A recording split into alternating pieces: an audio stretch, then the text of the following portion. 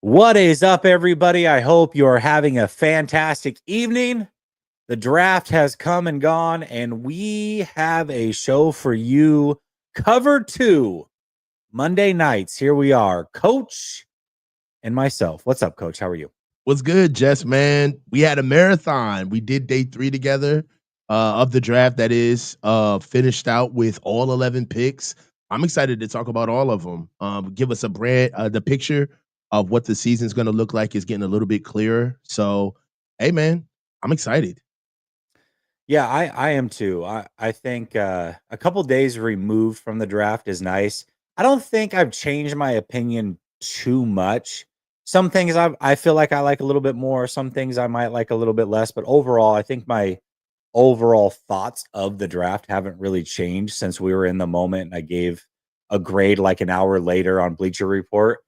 But it Mhm. is nice to kind of unplug, take a couple steps back, see what other people are saying, see what other people's thoughts are. And that's what we're going to do tonight. We're going to analyze that, talk through that. But the first thing I want to talk about is Malik Mustafa. This was something that was dropped as soon as the draft ended. It's like, oh man, you guys like the draft? That's cool. Malik Mustafa tore his ACL, but that draft though, right? Yeah, It just came out yeah. of nowhere. It's like, hold on, wait, what is going on? Malik Mustafa tore his ACL. Um, First of all, what was your initial thoughts of that? And then we've gotten a little bit of a backstory of it, but when you first heard that, what went through your mind? Why can't we have nice things? Like that's the first thing that came to mind is that we just never get nice things, man. Uh Really what concerned me is just the specificity of the injury being that it was a tear in the graft of the same ACL that he had tore Right. previously. That worried me more than actually the injury itself, how he got injured. And also this doesn't bode well. I mean, let's not sit here and, be naive. We just left a player in Dre Greenlaw who played outside of his frame, ultra physical, but at the end of the day, just couldn't keep himself healthy. And for some more, useless information, Dre Greenlaw is perceived to have yet another injury with his quad that they're trying to ascertain whether or not it's going to be a long term or short term situation. It kind of seems like that's the soup that we swim in, honestly. We got these hard-nosed players that play outside of their frame, like I mentioned before, but they just can't necessarily stay healthy. Now, for Malik, he did get hurt near the end of the season. It's looking like for the most part, if it goes to the worst of the worst, he may start the season on pup, and then we would get him probably like mid-season, 6 games, 6 weeks in, and he'd be ready to go. I think there's about an 8 to 12 week. There's about an 8 to 12, not 8 to 12 week, but 8 to 12 month recovery window on the ACL. So on the shorter end of it, he'd be ready mid-season. On the longer end of it, we may not see him till the end of the season or if at all. But start to see why the 49ers went and got Siegel. We got to make sure that Jair Brown has had a resurgence from the regression that he had last year, and we got to play ball. Like once we draft him, and we kind of get over like the shock and awe of the draft, right? I tend to more lean. I lean more towards what do we got in house now? They're ours now, right? So there's no sense that you can't undraft anybody. So now and then you start looking at guys who have just guys that can step in. Uh One thing that I love about Upton Stout, and we're going to get there, so I'm not going to delve in too much, is that another versatile player who also plays safety himself. So, um, you know, we'll we'll fill the holes and we'll figure out what we got to do. But one thing I like about it is that the Niners all we kind of have the redundant skill set as safety. Undersized guy, hard nosed hitter, more of a box guy, more of a box safety, can come down and play in the run. We really don't have that center fielder. And I don't think that Malik Mustafa necessarily was going to fix that for us anyway. So we have Jair Brown, right? Which is more of a, they're different players, but they kind of in the same swim lane. It's the type of player that they are. So I'm not really that worried. What I am necessarily excited about is that Marquis Siegel, we got a real true safety. So it's okay. It's a little bit of a wash. It's bittersweet. Yeah, the initial thought was like, "You gotta be kidding me, what's going on?" And then you kinda realize because I think there's a lot of frustration, like, "Why are we just now finding out about this?" And we have to kinda remove ourselves and remember that we're finding out about this because there was no game played after the fact, meaning there's nothing that the team has to report. They don't have to report any of this. Right. The season's over, guys clear out their lockers, they leave. You don't have to report anything, and I think it's probably smart not to report those types of things. An injury Mhm. that happened in week 18. So that's why we're just now finding out about it, and we're also finding out about it because it was a leak. It's not like the team wanted it out, and I'm sure he didn't want it out. Now, there is some optimism, but also some sketchiness with what's going on. He laughed at the notion that he'd be back by midseason. He's basically saying like, "I'm gonna be back by week 1. This is laughable. I'm Mhm. there's already a lot going on here. I'm ready to go." That was what he had tweeted, and then somebody in his family also tweeted something like, "Yeah, he's already running." So this is crazy. But my concern with that is when you look at his initial injury, he came back from that in a much shorter time frame than what he should have the first time.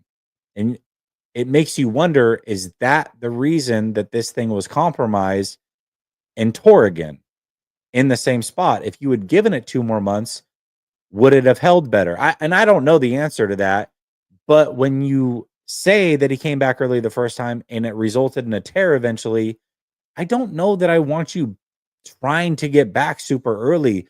This is a long-term play for me. And Malik, I would love to have you back week 1. I think you're one of the starting safeties on this team. Now, is the other one the kid that they drafted Siegel, or is it Jair Brown? I don't know. Malik, you're firmly entrenched in there as long as you can be back and healthy. But I'm looking at the long-term play. I don't care if you're back week 1. I just want you healthy for years and years to come. You coming back week 1 with a compromised knee and tearing it again would almost certainly end his career. So I hope that he doesn't rush things back. I get it. You're young, year 2. You feel like nothing can hold you down. I remember being young. I didn't ice my knees or ankles or any of that. I wish I had now because now I'm in a world of hurt. But you don't do those things. You don't care about that when you're young. You just want to play, push through all the injuries, all the little nags, all that stuff. But eventually that catches up with you. So I just hope that he's smart about it. His doctors are smart and the 49ers are smart about it. That's all I hope. Well, no, I mean, we can hear what he says, but the facts cannot be ignored. Torn your ACL for the second time and perceivably the same place, really, if the graft got Right. torn. So that that calls for concern, man. I mean, I understand you're young, and when I was that age, I felt like there was nothing that I could do as well, right? So he's saying what he's supposed to say, right? So I get that. His family is saying what they're supposed to say. They're defending their family member, and they're circling the wagons, which they should do. I get all that. But like you said, he's already on the team. We know who you are. We know what you can do.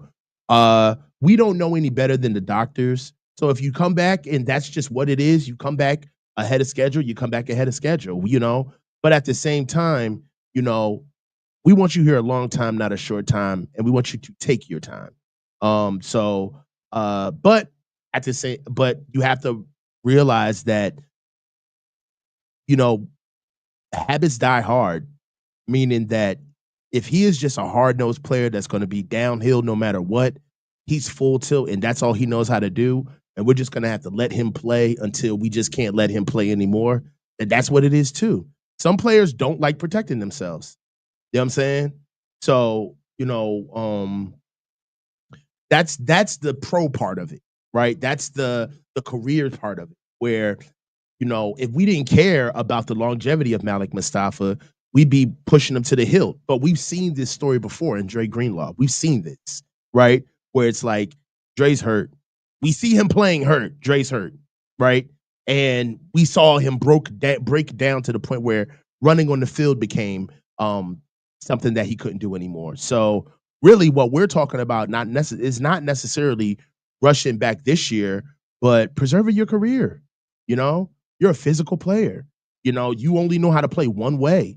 and you're coming into the league already with injuries and you're accruing more. You don't got to take every shot. Duck a little, bro. That's all. Yeah. Just duck. Right. You don't got to Yeah, run out with your I'm chest with you. open. Yeah, duck a little bit. You I'm ain't with got to you. take every shot. Yeah. I'm with you, man. So we'll see. I wish the best for him. I can't wait to see him play again, and I'm excited. I'm excited to watch his career. It was definitely a bummer, but the news got a little bit better. It was like the Dre Greenlaw thing when that got reported too. It was like, oh, he's out, serious injury. He ripped his quad off the bone, and then you heard it's just a strain. Like, oh, Yeah. all right, guys, can we calm down a little bit of this The stuff? Like, shock and awe goodness is already sake. there, bro. The shock and awe is there. But I'm gonna tell you, that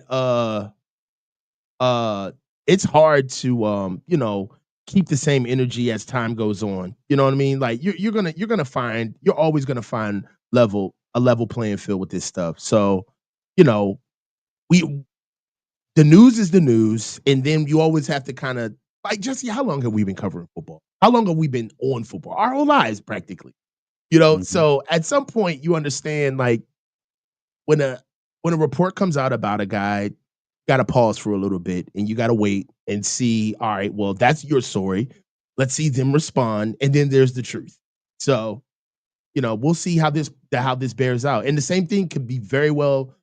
This could very well be true in Malik's case. We really don't know the severity of this. So Yeah, good once point. they have to start telling us exactly how things roll out, we'll find out in the Tim Kawakami article 6 months from now. Oh, we'll find out. Yeah, yeah, exactly. All right, man. Let's talk about some of the pre-draft stuff. And the reason I'm bringing this up is because it's going to parlay very nicely into the conversations that are being had now. If you remember, a couple of weeks ago, we brought this chart up, and it was how the 49ers draft compared to the big board. And on average, they reached by about 18 picks since 2017 when Kyle Shanahan and John Lynch came abroad, and they are aboard, and that is the biggest reach on average in the league. So 18 picks. We talked about that, why that is, how that's factored in, all of that. But what's interesting is that now after another draft, they did it again. Same thing. So top 20 reaches from 2017 to 2025. I don't know how well can you see this, coach? I can see it. Okay. Just want to bring it in there. Hey, Okay. all right. Do what you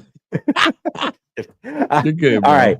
So top 20 reaches from 2017 to 2025, according to the big board. Now, what you're going to see here is two names from last year's draft, and Renardo Green and Ricky Pearsall, which for all intents and purposes look to be quote unquote good reaches. Like these players look like they're going to be good. But for the most part, these are not good players that the 49ers got.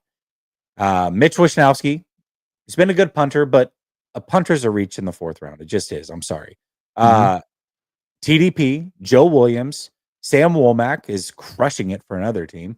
Killing. Trey Lance, CJ Beathard, Nick Martin this year, Aaron Banks, Jake Moody, Justin School, Marcel Harris, Jordan Watkins this year, Jalen Hurd, Dante Pettis, Cam Latu, Upton Stout this year, Charlie Mhm. Warner, Ronaldo Green, Ricky Pearsall, and then Marquis Siegel. So obviously we don't know how the four are going to play out from this year. But what we do know is people can say what they want about, oh, teams don't traditionally look at the big board. They don't care about any of that. But regardless of all of that, some teams stick much closer to it than others. And the teams that tend to stick closer to it do much better on a regular basis in the draft. And this right here is your proof that swaying too far from it is a disaster over time. It is. Doesn't mean you can't have good picks or guys that turn out, but it's not ideal. And it happened 4 more times this year. We'll see how it works out for the 49ers. Mhm. So, want to show that. Then I want to show that the 49ers got the worst grade in the NFL draft according to PFF. They got a Mhm. D grade. Now, obviously, the way that PFF does it is based off of their big board, which is all based on how they grade players. very subjective, right? PFF is not the holy grail by any means, but I'm just showing you three different data points that show that the 49ers draft could be a problem. Big board, PFF grade, and then Warren Sharp, who's one of the smartest in the business. The 49ers were the second worst team as far as reaching this year, according to their data points. So Mhm. I bring all that up not to say that the 49ers had an awful draft, because I don't think they had an awful draft. However, I don't know, I'm not going to speak for you, but I feel like we both had a feeling during the draft that there were some reaches. And I think that this validates that. But overall, do you agree with the data points that are there? Do you feel like this was one of the worst drafts in the NFL? Do you feel like the 49ers didn't do a good job? Just overall, 2 days removed from this, how do you feel about the 49ers draft? I love it. Oh, I'm sorry, man. Like and I tried to stay away from this take. Usually we try to come in like balanced.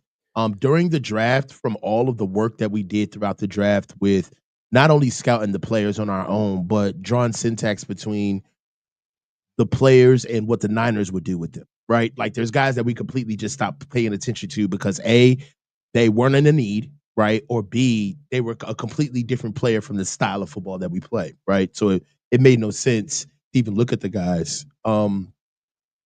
So yeah, I got caught up in the value of the players that we need, but context matters. Football matters, right? And the draft is its own living and breathing organism, right? So what I mean by that is that the draft does not care about the NFL football season. The draft does not care about rankings. It does not care about who wins or who loses. The draft only knows what players are entered into it, where they value inside of the rounds, and who's valuable based off of what they picked, right? That's the value of the draft, right? So because of that, I want to just be where I just we got to be where our feet are, right? Because of that, we got to realize that the draft has no bearing on camp, on development, right? So yeah, as far as the draft is concerned, man, we reach. You know, those numbers are clear, right? We reach for guys, and yes, do we get overzealous in trying to find exactly what we need where we get into like this recipe based driven attack where we need to find specific guys for different skill sets and it burns us because we're not looking at the market? That plays, right? All of that's true. But this year was the tale of two drafts in a sense. We saw we saw immediate like plans and vision with what the defensive picks were doing. Even the guys that were reached on. If you call a guy a reach, like Nick Martin is a reach in terms of the draft, right? Nick Martin should have been in the fifth round, no earlier, right? Maybe late fourth. Okay. So picking Nick Martin up in the third, that's crazy if you look at just value. However, if Nick Martin fills the role of Drake Greenlaw, reach my ass. You know what I mean? Like I could care less. So, I feel the same way about Upton Stout.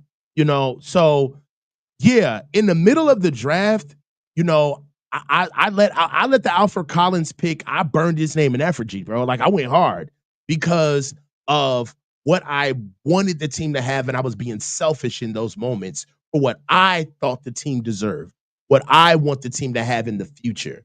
But man, you also got to understand that, like, you can't, the cake is half cooked. So, like, even in the second round, saying that something is a reach, right? Like, we could say that, like, let's say I could say that Alfred Collins wasn't the right pick in the second round, right?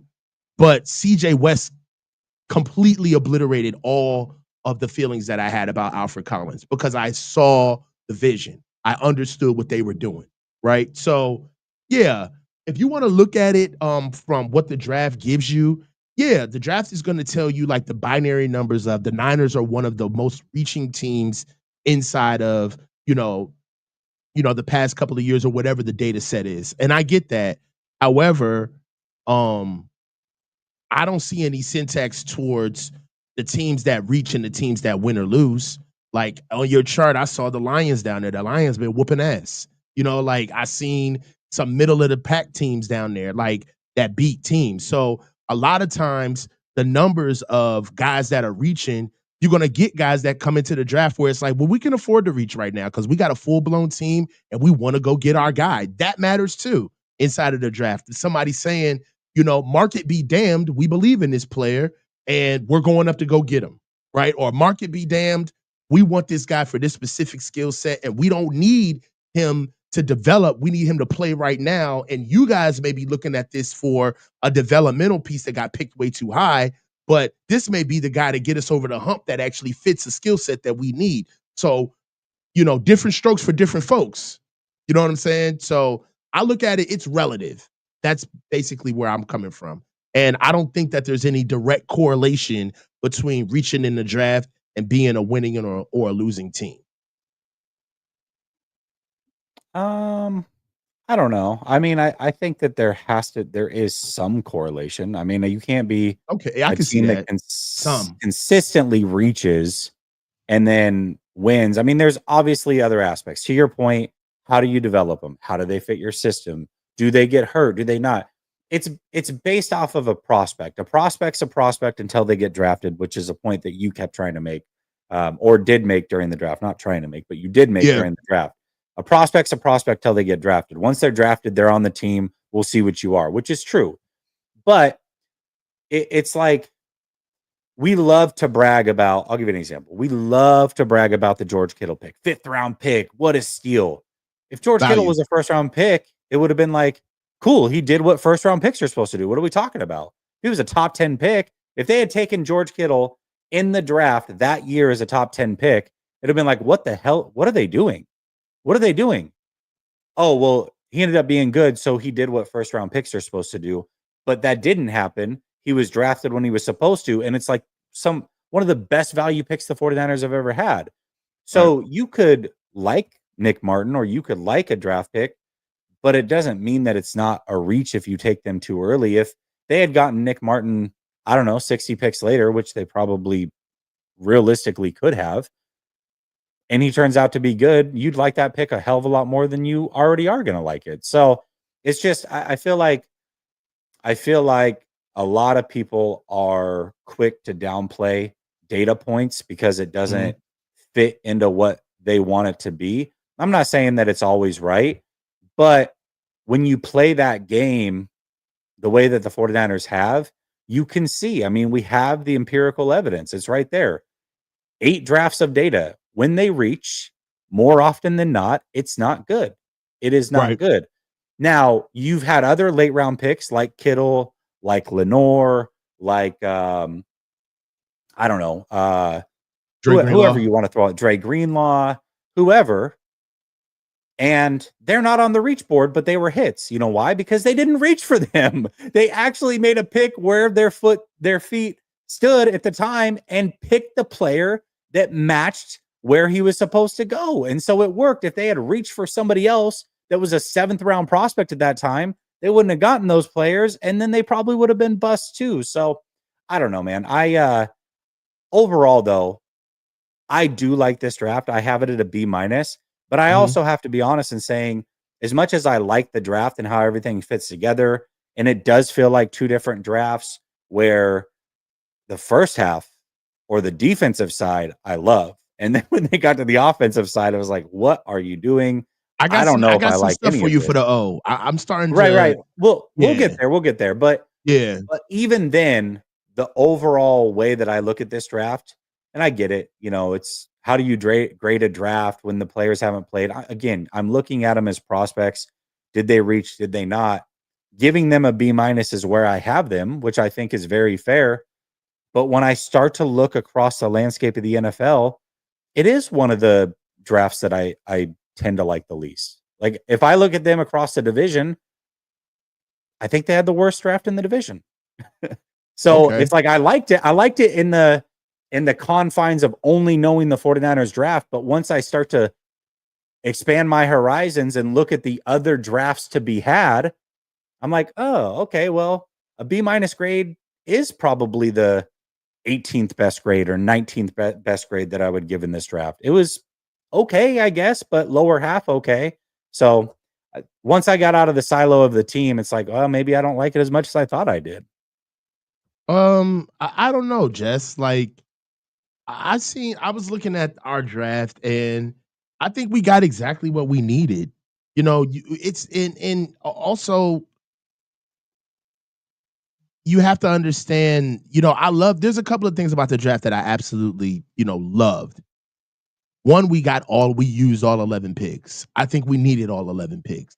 I agree. Um, I still think this class wasn't big enough. And that's my main point is that we're coming into the draft like playing catch up. We are not really necessarily filling holes, but we're replenishing skill sets, right? We're not getting another run stuffer. We're getting somebody who can stop the run. Those are two different conversations, right? And we're asking rookies to do it. So we're depleted in areas, right? And because of that, I'm giving us grace on the high flying, name recognition laden draft. The names that we saw that made that all of these guys got their 15 minutes of fame, and we turned these guys into caricatures because we wanted them to pick and we understood the value. And we, really in a sense, we're playing the draft. That's a real thing. You know what I mean? Like we're sitting there wheeling and dealing, trying to make a deal, doing our best Arliss impression. And I get it that our draft isn't as sexy, but man, this draft is McDonald's at home. When we was in the car, man, and you're going home with your mom, and you're like, Mom, can we get some McDonald's? And she like, we got some McDonald's at home. Like, you need to eat some real food. You ain't getting no Happy Meal. Your ass is getting that leftover meatloaf and them green beans in there because we got to clean out the fridge before that food go bad. And I ain't got enough money to be dropping no $15 on a toy and something that's you gonna be hungry in 20 minutes. So you gonna go home and we gonna eat the food we got and we gonna take care of our home, right? We got McDonald's at home. And that's what I feel like this draft was. Like, nah, we ain't going to Outback. Get your ass in the supermarket, get a chuck roast with some carrots and some peas, take your ass home, make a meal for $30 that's gonna last you a week. Cause your ass ain't got nothing in the damn fridge and you out here talking about Roof Chris. So we needed to handle business this draft. We need to replenish our cupboard. We bare. So we can't get the sexy names, all right? We ain't getting Apple Jacks. We getting Mr. Jacks. We ain't getting Dr. Pepper. We getting Mr. Pibb. We ain't getting Mountain Dew. We getting Mr. Lightning, okay? Because we assed out right now. So we got to actually fill in to get we needed raw players. We needed linemen. We needed guys to come in that we're going to develop. And this is not the draft for us to go out here and pick all of the names because quite frankly, we was cheeks. So I love this draft because it was responsible. It replenished some areas and even we still don't know if all of these guys are going to it's not a foregone conclusion that Alfred Collins and CJ West are just going to plug in and Mikael Williams is just going to plug in and just be run stoppers for us as rookies and not hit a wall down the season and not, you know what I'm saying, struggle. Yeah, of So course. I like what we did. Like we didn't screw it up. You know what I'm saying? Like we didn't mess up the draft. We got McDonald's at home. We did the responsible thing. We can't always we got a little bit of FOMO too, being the 49ers fans. We're always kind of in the middle of something. We're always like the eye of somebody's eye. We're always in a trade. And this one was a little too boring for us. But this is exactly what we needed. I like this draft. I really do. Yeah, but see, that's my point. I actually wanted it to be more boring, and that's why I can't Okay. give it the higher grade. I Mm-hmm. wanted it to be more boring. Why are we taking a wide receiver that early Well, when we have offensive line needs? okay, I can answer that. What? I can Okay. answer that. I think Yeah. that we got wide receivers. Number one, I like Jordan Watkins. He's more of first of all, he's hands down one of the fastest guys already for the receiving core that we have, right? and he actually has a little bit of size, right? He's 5'10", around like 195, 200 pounds. That's far bigger than Jacob Cowing. We just got to be where our feet are right now. Walk with me real quick. That's far bigger than Jacob Cowing, okay? He's played on a bigger stage than Jacob Cowing. He's faster than Ricky Pearsall, all right? He's faster than Jawan Jennings. We actually have somebody that can take the top off the defense, and we don't have to wait on BA. All right. That means that if BA comes back, we don't need BA to do all of the most athletic route tree plays that we need. We don't need him to do all that. We got a young rookie that can take the top off. One thing that I like about Jordan Watkins that he's really good on the move, right? So is he big? No. Is he going to sit down in the zone and give you curl to flat, hook to curl, and all of that? No, that's not him. But all of those patented Kyle Shanahan deep overs and all of those China routes, and he does all of that stuff in spades. That's like, I see why they picked him. And really, for Kyle, he needs mechanisms to keep his plan going. I understand why they got the running back out of Oregon for the same reason. Like, he's good in the phone booth. He's not sexy, but he's stronger than his body and his frame. He has legit speed and power, and strength is being able to run in between the tackles. We don't have that. And I know the last thing that I wanted to do was start doing that with Christian McCaffrey. So I see what they're doing right now. They're kind of building for the future, but they're also filling some really deep holes that we have. We got some holes right now, Jesse, that there was no way in the world that we could like realistically get them filled in one draft. And there's some areas where we kind of did it. And that's impressive. Well, that's why I always said that best case scenario, they're back after, going into 2026, not 2025, because they need two drafts. They need to hit on two drafts. But I do want to touch on something you said about Jordan Watkins, because again, I don't know that there's a player, just a player that I dislike in the whole draft. Okay. Right? Okay. It's either a position or where they were drafted, and in some cases both. Mm-hmm. But the players I actually do enjoy. I don't think that there's a player that I'm like, oh, this guy's trash. What are they doing? It's just like, oh, that was a reach. You probably could have gotten him later. In fact, I know you could have gotten him later, but whatever. He's a good player. Like I can't argue that. I like the player. But okay, walk with me for just a second, okay? Okay.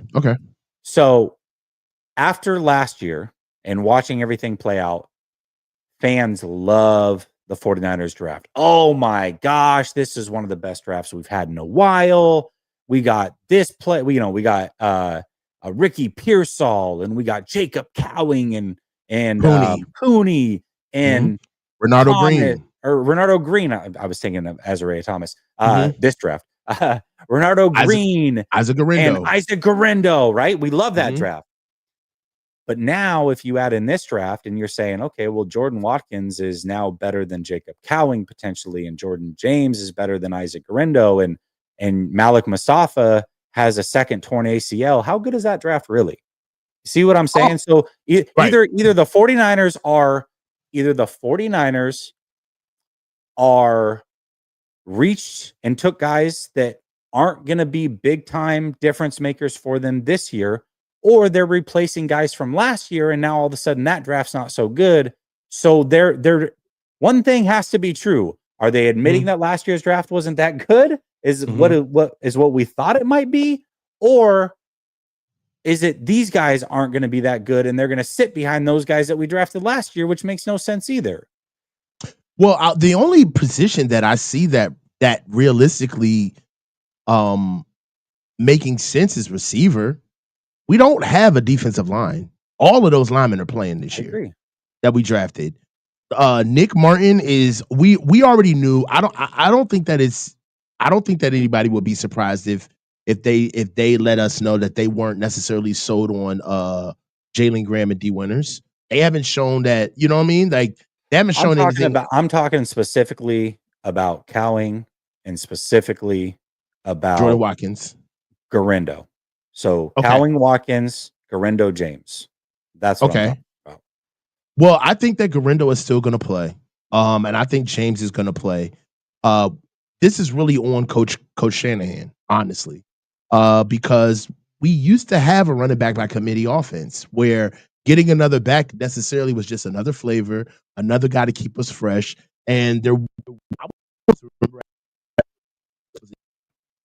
Hold on, you're cutting out really bad. It's either can you guys hear him fine? Is it me or is it his mic? I'm gonna It's cutting out really bad. Hold on. Can you guys hear him okay? It's bad. It's his. He's cutting out. saying Okay. he's It's cutting on out. your end. All Yeah. right, so It's back now. are you hearing me now? Am I talking? Am I cutting out? Am I all right? I don't know what I didn't do anything, so I'm just talking to you guys. So It's cutting out again. Yep, it's cutting out again. I know what it is. Is it this one? Is now? Yep. It's my beard. My beard is hitting the mic. Sorry, guys. Oh, So okay. I'll back the beard off the mic. Pause. So, really, what it is that there was a time where having 1,000-yard rusher used to be something that wasn't really necessarily common in Kyle Shanahan offense. Now, you know, we're kind of going with CMC, this bell cow back scenario where that's not really what we are. I thought that having Jordan Mason with CMC back, we were going to see more of a running back by committee situation. I still envision that for us. So I don't look at Jordan James, Isaac Garendo, and CMC kind of being at a logjam. I see them as different style backs, all three of them, and all three of them should play, in my opinion. But I'm not the coach, and it's not my team. So for me, I don't. I think that the Jordan James pick you need it because you can't depend on CMC carrying out the whole year. You can't, and we already know that Isaac Garendo is an imperfect vessel. He does his best, but he's not necessarily going to be a bell cow back every day. I don't think they want him to be that. So you're going to need somebody else that can carry the ball. Now we also have what's the guy that we kept, the guy that we got from the Packers, And Benaconda? no, James Pierce, no, Patrick? not Patrick Taylor Jr. Patrick Taylor Jr. is here too. So I am always about running back by committee. That is, I love doing running back committee. In my perfect world, you have to be in your prime CMC in order to kind of make everybody not get carries. But I love the pick of bringing in Jordan James. He's a strong runner. As a matter of fact, I feel like he's more of the final boss of what they wanted Jordan Mason to turn into, being somebody who plays behind his pads, is really good pass protector, good with protecting the ball. That's another thing about Jordan James too. I think he's got some wild stat about fumbling, like he's never fumbled damn near in his whole career. So I like the pick, and we did need a running back, right? I remember those conversations early on about like, hey man, what do you think about? We had a whole Tre'Davion Henderson debate, with us. And I know that a lot of it was just because of how great of a player Tre'Davion is, but there was some of that where like, yo, that's a need. We need running back. So I don't understand how now that we have a running back, there's this, discussion about, well, where's he going to play? What's he going? It's like we need a running back anyway. No, there's not a discussion about where he's going to play. It's that you traded up for Garendo, and if he's better than Garendo, then that's it kind of means that Garendo wasn't worth the trade up in the pick, right? And well, let me ask you this, and that makes sense. What you're saying makes sense. But let me ask you this, Jesse. If we're going to go get a car, and you got your car because you went and found coupons and found a rebate, but I went and bought my car straight cash. If we both happy with our car, then what matter? Why does it matter? Like, I guess I'm asking you, what's the net? How does that hurt us? How does that hurt us that we picked up Isaac Garendo and traded for him, right? And then the next year we went and got Jordan James, and Jordan James turns out being a better player than Isaac Garendo. How does that hurt us? I think the only way that hurts us is if we don't put Jordan James on the field. Well, if we both bought the same car and I spent 20 grand more than you, I'm going to be hot. What are you talking about? I'd be pissed. All right. right? Like you got a deal and I got screwed, but we got the same car. What are we talking? Like, I I'm mean, not. but you ain't get robbed. Yeah, You but I didn't get didn't get the robbed. You deal you paid the got. price. Yeah, but okay. So, all right, I went out and got the deal. All right, cool. I went out and got a $20,000 deal on the car. I went and got the car. You still have the car. We're driving down the street. What's the difference? That I know I overpaid. Yeah, but so what though? What do you mean? So what? But you That's see a what I'm big saying though? deal. But you feel me? But you wouldn't have got the car if you couldn't afford it. Just because Joe Blow doesn't know that I overpaid doesn't mean I'm not pissed. He doesn't get to appear into my bank account. But you see what I'm saying though? Like I don't. Just It like that. doesn't You matter. guys know It's that. You guys know that TikTok trend, the girl math. That's what this is. What he's doing. You see this? This is girl nah. We math. still. This is my deal. All I'm saying is that right now the value or the lack thereof of the player, it matters. I'm not trying to say it doesn't, but for me, it matters to a point. Like once we get past that point, I don't care about where we got you, what we spent on you. My thing is, are you going to do what we asked you to do? Now, the biggest thing is that the only problem is that if you get the car you spent on it, but it's not working, and you don't want to use the car that you spent less money on out of spite. That's where we get in like real stupid stuff. Like, are you going to play Isaac Garindo just because you don't want to admit the fact that trading up for him was a stupid move, and we don't play Jordan James? That's the shit that hurts us, where it's like getting caught up in value and not playing guys, like not playing what's the kid's name? The receiver that we got as a consolation for Ricky Persall. Jacob Cowing. Anyway, so yeah, like not playing Jacob Cowing because you wanted to make sure Ricky Persall got as many looks as possible because of where they got drafted. That's stupid.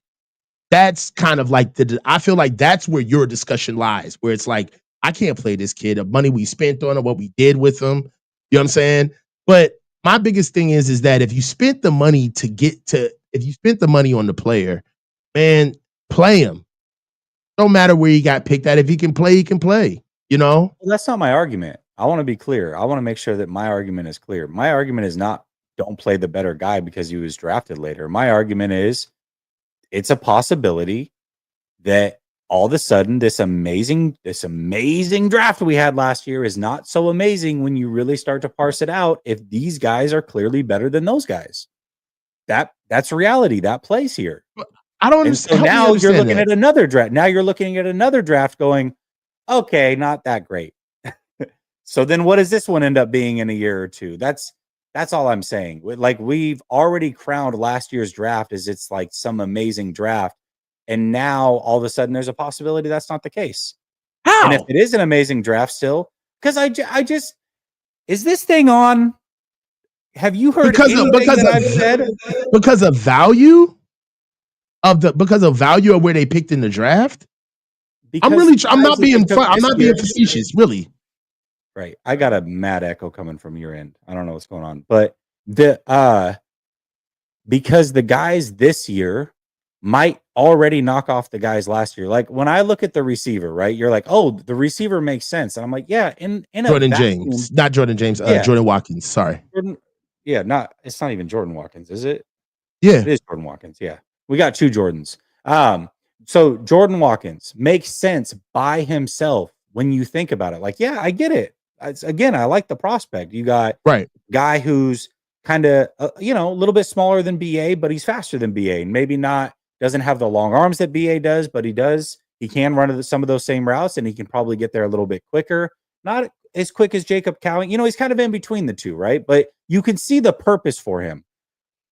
But when you add him to the context of that they've already spent value picks on other players that are supposed to be playing that position, and then you remember, wait a minute, so Danny Gray, we've had this style of receiver, and we continuously just throw them in the trash after a year. It's like the running back thing with TDP and Sermon. And then it was like it moved to Mitchell and then Garindo. And Yeah, like we just keep throwing these guys in the trash after a year. I don't understand it. Like, where does Jordan Watkins fit in? If Pearsall's as good as we think he is, if Jennings is as good as we think he is, if uh Ayuk's as good as we think he is, or can come back, you spent money on Robinson. He's not going to not play. You've got George Kittle. Where are the passes coming from? And if he's here to replace Jacob Cowing, okay, well, Jacob Cowing had 4 catches last year. 4 catches. So we're already admitting that Jacob Cowing is not worth time to put into to see if he can turn out to be something. We're already throwing him away and replacing him with Jordan Watkins, who's also not going to get any burn. I don't understand it when they do have clear needs along the offensive line.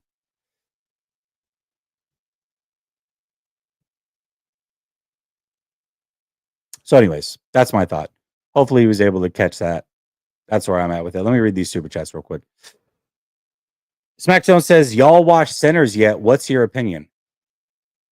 No, I have not seen it. Is it? I've heard about this. Is it a movie? Is it a TV show? I'm kind of confused. I don't know what it is. I think it's a movie, but no, I haven't seen it yet.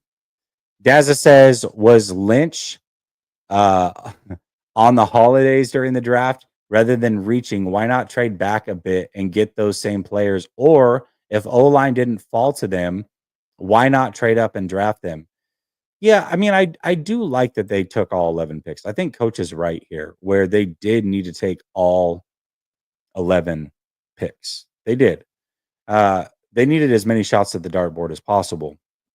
But, and you do need 2 to tango. Maybe they did try to trade up or trade back, and there weren't teams available.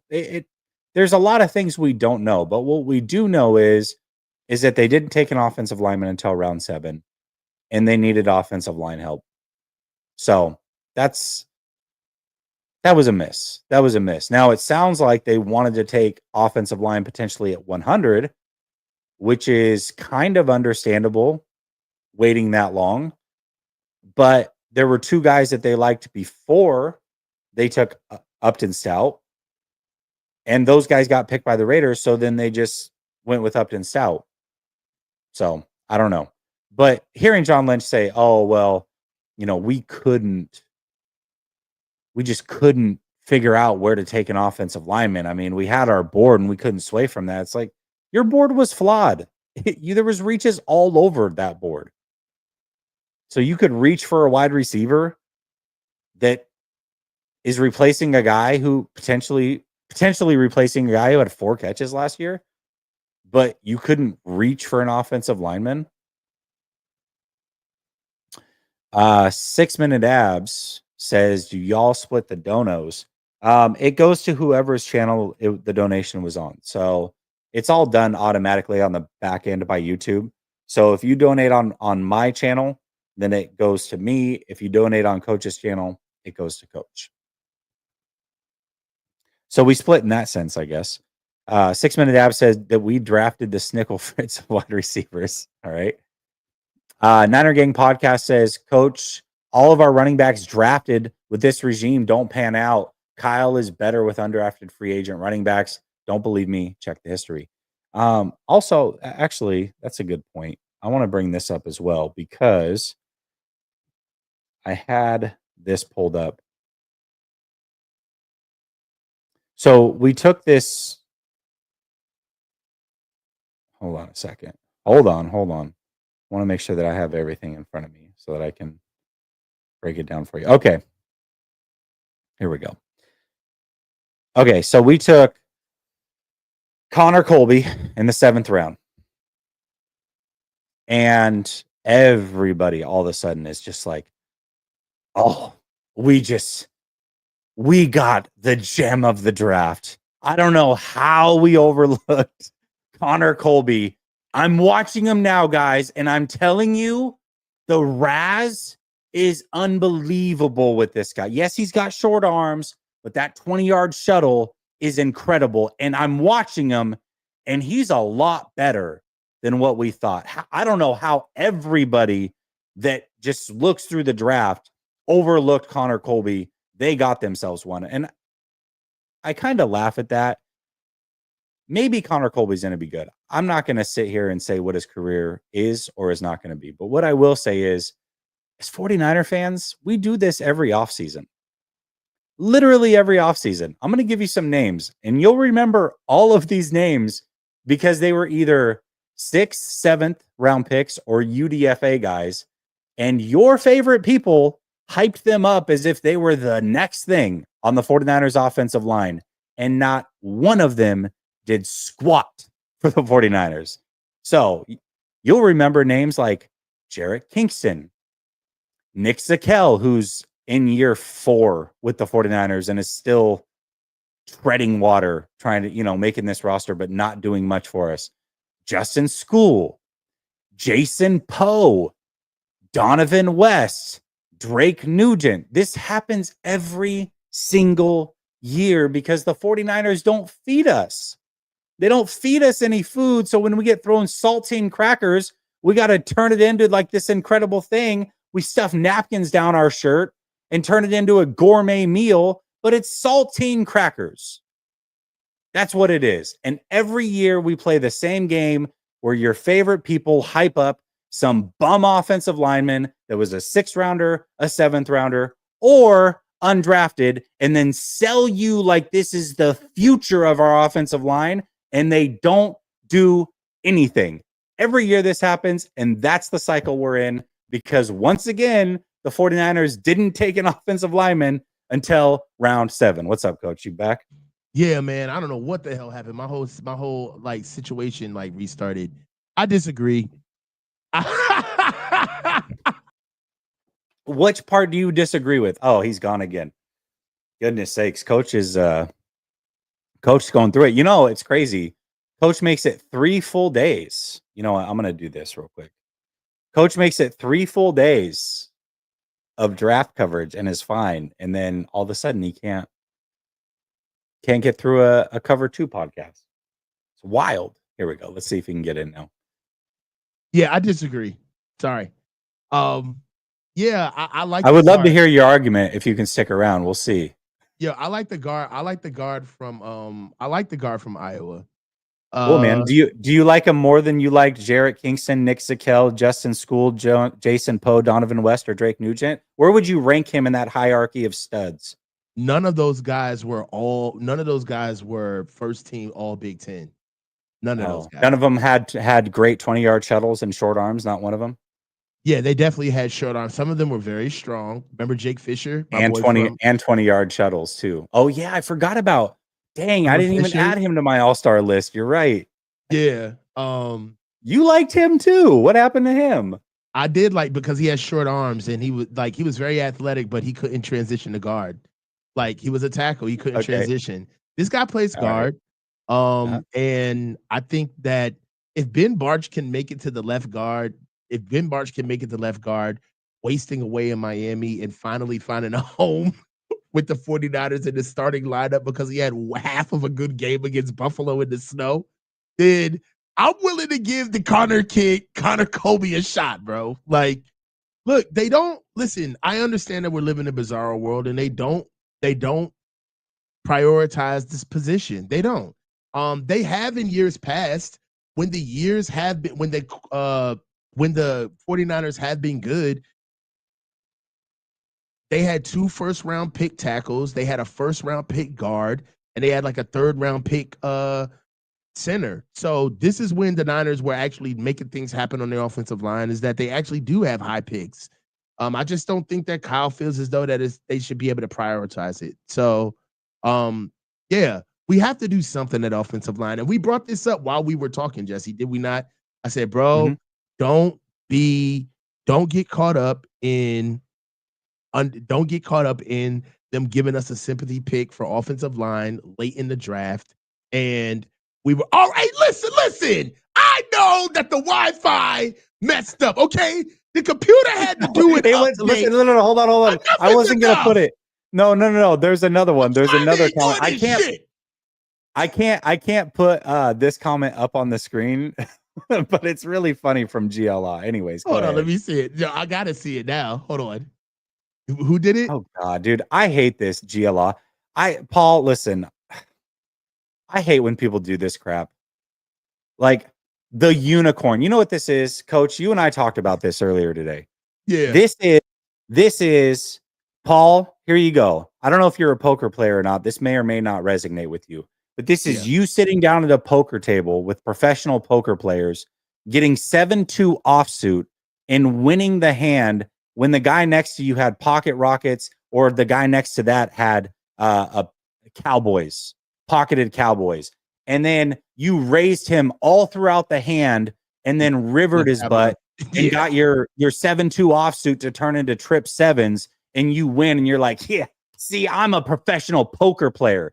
Okay, cool, man. Yes, 7-2 offsuit can beat pocket rockets or Pocket pocket Rockets. cowboys from time to time. That is true. But it doesn't mean it's a good idea to just Strategy. overreach on players and then be like, yeah, man, this is my game plan because Tom Brady got picked in the 6th round or whoever. Like this is not the way it works. This is the anomaly. This is not the plan. Yes, every plan doesn't work to perfection, but you want to put yourself in the best situations to come out with the highest probability of success. That's all that you can do. And when you reach or you take guys way higher than what you should, then that is an issue. You're giving yourself less probability. That's just what it is.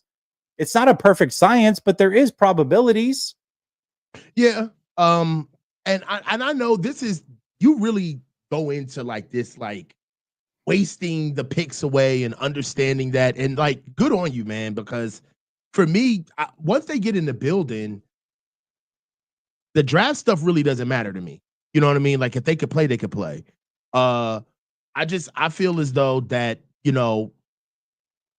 I'm happy that we have a full draft. I'm of the school of thought that as many picks as you can have, you got to hit on somebody. The fact that we found 4 starters in last year's draft is misleading.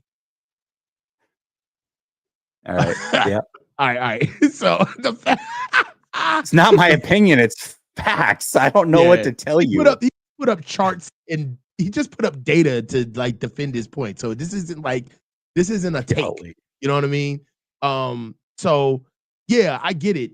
Us wasting us not being able to have players in the draft and reaching on players.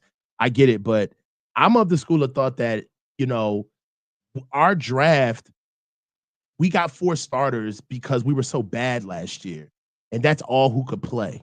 That's why we got starters out of the draft last year. So we really don't know. It's misleading because we don't know if these guys are true starters. We don't know if Dominic Pooney is going to regress. We don't know if Malik Mustafa is a true starter or Renardo Green deserves to be on the field from week 1 all the way to the end of the season. We're going to have to bear that out. A lot of these guys got time on task because, quite frankly, the starters that were in front of them were cheeks. So I know that it's easy for us to forgive some of the blunders that they have, or mitigate some of the vulnerabilities that we see with them as players. But if we continue to see, this is kind of like how bad teams get born. You get a draft and players get on because the guys that you have aren't good. So what happens is that those rookies get on the field and they start playing, and then they become lovable losers. Start excusing some of the things that they're not necessarily good at. That if they were going against a better starter, you would say that they're not allowed on the field because they still have some development to do. But because of these guys, we're going to be giving Dominic Pooney a little bit more grace on the fact that he doesn't keep his pad level down when he pulls. Or we're going to be giving Malik Mustafa more grace because, oh man, he may not be good in pass protection, but God, once you get him in the box, he's a force. But it's like, yeah, but we need him to be a complete player, right? So my biggest thing on the beginning of our conversation is that you'll really know if last year's draft was a waste if none of them find the field this year, right? If we still have Malik Mustafa, well, not Malik because of the injury, but presumably Malik when he does come back. But if we still get Renardo Green, we still get Dominic Pooney and Ricky Pearsall and Jacob Cowan or Isaac Garindo rather, if they're still finding a way to get on the field and not even as starters, but just contributing, and they're getting on the field and finding a role for themselves, as well as our other rookies, they're getting on the field and finding themselves, and we're actually trending up as a team, then for me, that's competition. That's not, oh, well, we wasted this guy, we wasted that guy. It's like, no, we got enough bodies in the room to actually see what we got now, and then we can actually build a team. But until then, you got to get them all out there. And for me, Jesse, I don't think that we're there yet. Like, when we talk about, oh, well, we need another draft. We need another draft. Oh, We're we not do, yeah. we're not in the position yet to start judging these guys. Like, oh, well, this guy deserves on the field. This guy doesn't deserve to be on the field. Oh, well, no, we're depleted. We still have to draft an entire new offensive line next year. You know that, right? We're going to have to draft at least 3 offensive linemen next year. We're going to have to go back to the well again at DB. We're going to have to go back to the well again at receiver next year. We know this, right? Because we got business coming up where we got to see what we're going to do with Brandon Ayuk. Jawan Jennings wants to get paid. We got to figure it out, right? We're going to have to go back to the well at tight end. Got to see what's going on with George. So right now, this is not a 1-year thing. This is a 3-year plan. We're in year 2, right? Year 1 was rocky, but we got 4 starters out of it. This year, we actually got a full slate. We got 11 picks, which is a big draft. My biggest thing is forget starting. Forget judging if they're worth it or not. Let's try to make sure all 11 make the team. If we get all 11 picks that actually make our team, that is something to be proud of, right? I'm not throwing this team no farther than I could trust them. And right now, we're a team that won 6 games last year. So I ain't about to be plugging and playing guys like, oh, we just put in Alfred Collins and put in CJ West, run game solved. No. We got Evan Anderson. We got Kalia Davis. We got Gibbon. We got to see how that works out. We got injuries. We got rookie Wall. So I just feel as though that we got another draft of young guys coming in before we can take all of this bunch. Then when these young guys come in next year, we can say, okay, you guys are the babies. Now we got us about 20 young guys, right?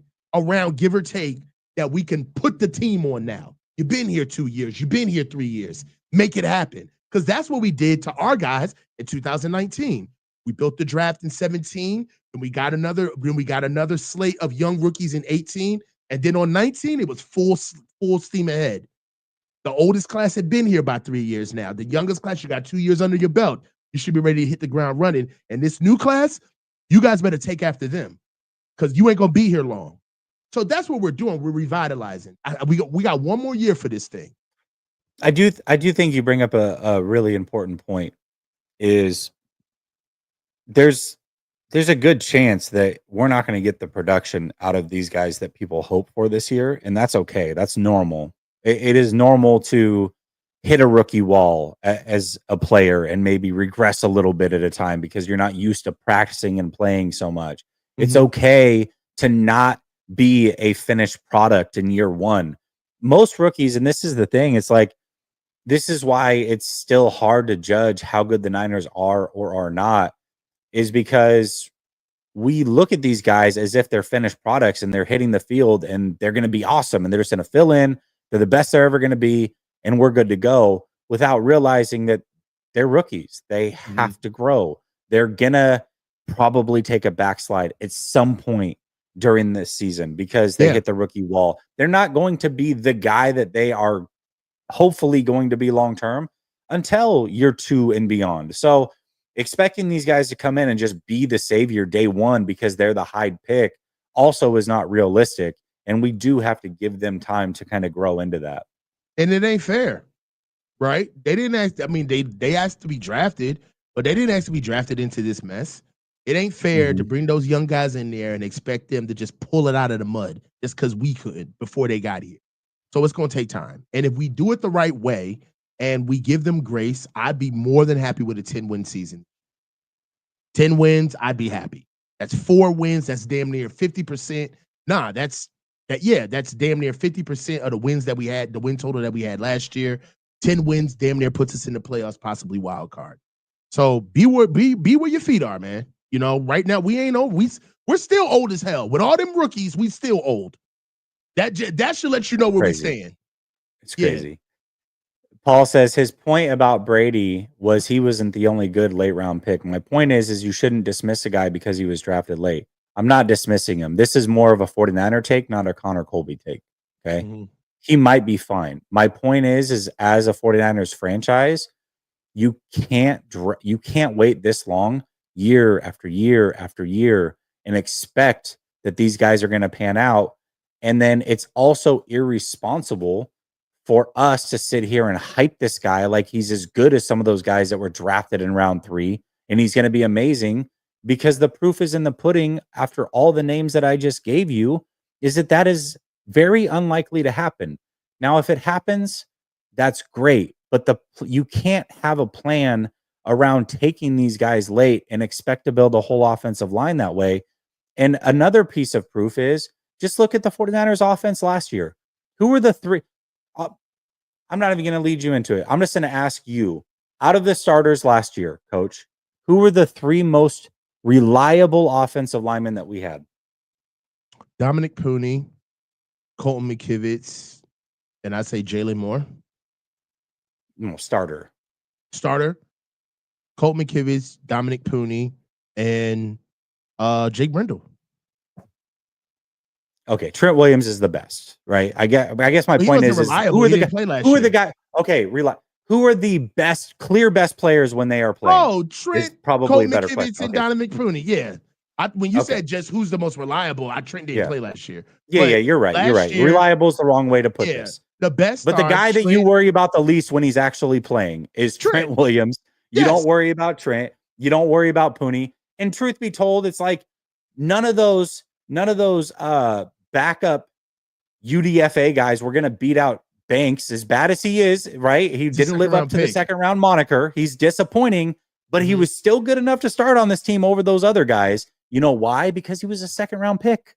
He was a second round pick. Pooney was a third round pick. Trent Williams was a first round pick. That's why you rely on those guys. And even Colton McKivitz, not the highest pick, but I think he was like round 5. That's still higher than all these other guys that we've been taking as of late and expecting to turn into something. So you can't draft guys and wait until round 6, 7 in UDFA and hope that you pick up lightning in a bottle. That is no way to build the offensive line. That's the point. It's less about Connor Colby. I hope he's awesome. I hope that he does something that none of these other guys have been able to do, because that'll be best for the team.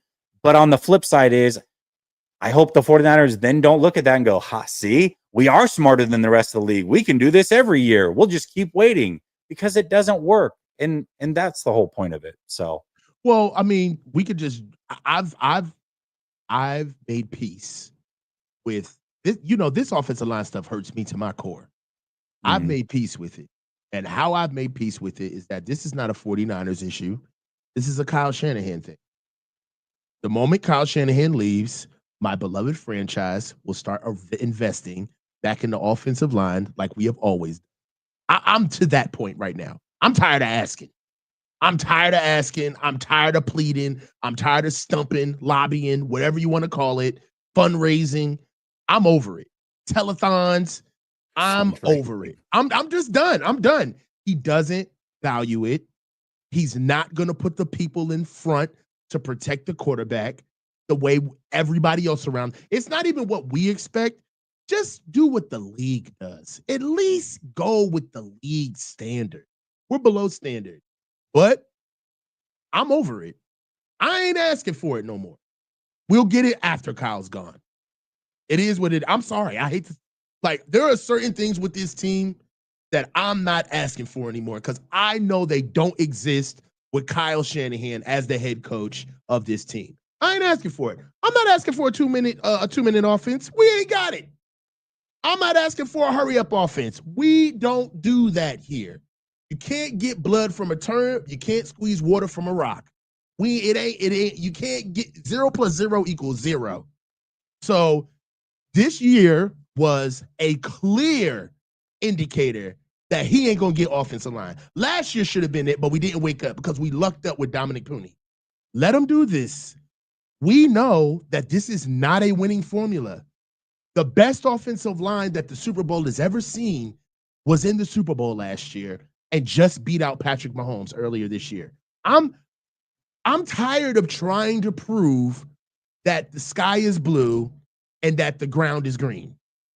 We just know that it doesn't work here, and he's never going to do it.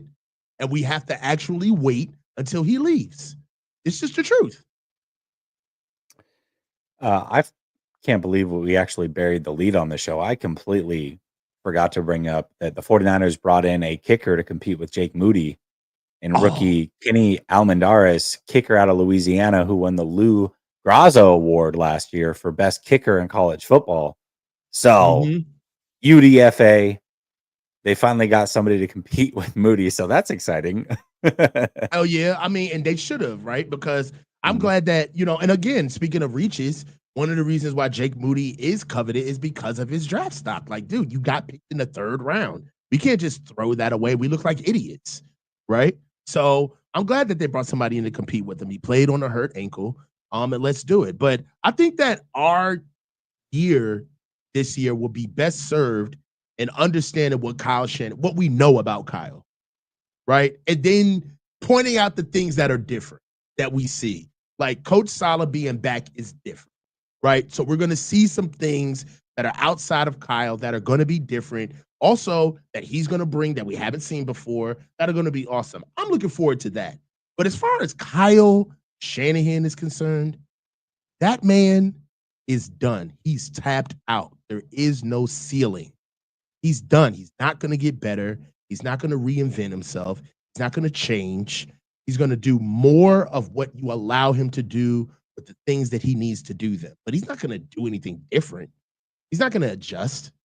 Jesse, we're coming up on what's this, year 9 or year 10? Year 9. Year 9. Come on, man. Known this dude almost 10 years. Some of us have known Kyle longer than we've known some coworkers. We know what he's going to do. Like, think about that. Honestly, though, it's almost 10 years. I don't even, come on, man. I don't hold on to stuff for 10 years. I've known this man longer than I care to admit that I have. I'm over it. He's not going to change. So we ain't going to get O-line. Terror Dome says Moody, 3rd round. Now that's a reach.